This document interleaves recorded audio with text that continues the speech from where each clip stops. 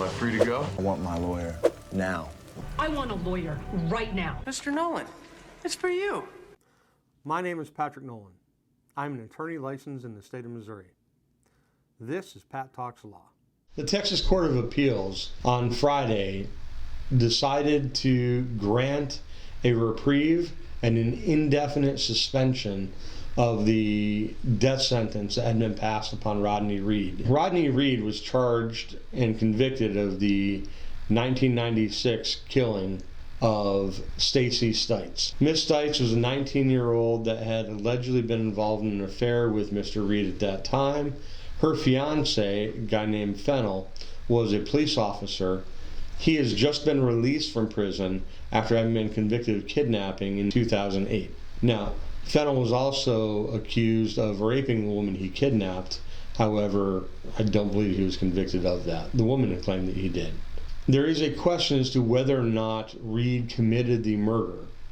His DNA was found on the victim. Now, Reed received a lot of support from elected officials in Texas, popular cultural figures, Rihanna and others. One of the reasons that happened is because every time we execute an innocent person, or a person when there are so many questions about the quality of justice, we erode people's faith in the judicial system and faith in justice.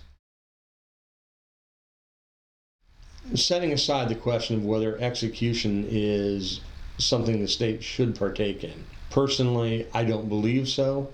I think that the state should not be killing people. That's a whole nother debate. We're not going to get into the morals of that. The people that came out in support of Mr. Reed, Senator Cruz and others, are not a group of people you'd expect are going to come forward in support of a person who is sentenced to death for murder. One of the things that we grapple when we're discussing criminal justice reform is balancing justice with mercy, particularly when you have heinous crimes such as this one. Executing Mr. Reed without certainty in his guilt erodes public trust, not only in capital punishment, but in justice itself.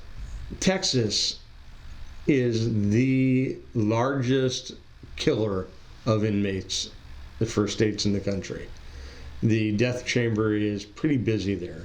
Since 1982, the state of Texas has executed 566 men and women. In February of 2018, Governor Abbott blocked death sentence and granted clemency to Thomas Whitaker, who was sentenced to death for orchestrating the killing of his brother and mother. Whitaker's father, a survivor of those murders, had asked the governor to spare his son's life, and Governor Abbott commuted it to life sentence without the possibility of parole after a unanimous recommendation from the state parole board. The only other time that the parole board had recommended Governor Abbott take action to stop or delay an execution was Friday, and that was the Reed case. There are questions. The parole board recognizes there's questions. The people of Texas recognize that there are questions, and the Court of Criminal Appeals in Texas recognized there were questions, and they halted Mr. Reed's execution just days before he was scheduled to die. So where does this case go from here for Mr. Reed? Well, they're going to have an evidentiary hearing. They're going to ask for DNA testing of the murder weapon. Mr. Reed's attorneys assert that it was Mr. Fennel that did it. There are witnesses that have come forward. And as the case goes on, they expect that more witnesses are going to come forward and talk about the flaws in the criminal justice process that led to Mr. Reed's conviction. Whether or not Mr. Fennel actually committed the crime or not, hell, I don't know. And probably none of you know either. But the question is there, and it should be explored. If Mr. Fennel actually committed the crime, if his DNA is on the murder weapon, then that's a really good clue that Mr. Reed did not do it. And we shouldn't incarcerate him any longer, and we should not execute him for a crime that he did not commit. When we're dealing with the death penalty, that is the only truly final judicial decision in our society.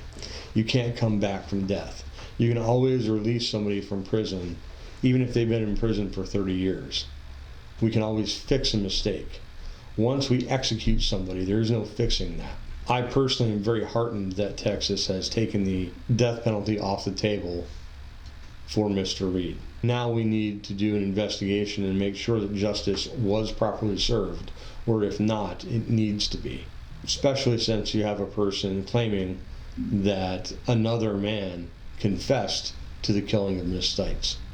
That is the latest in capital punishment that I've heard, and hopefully our nation will stop the barbaric practice of killing people one day. Please hit like and subscribe. Thank you for watching.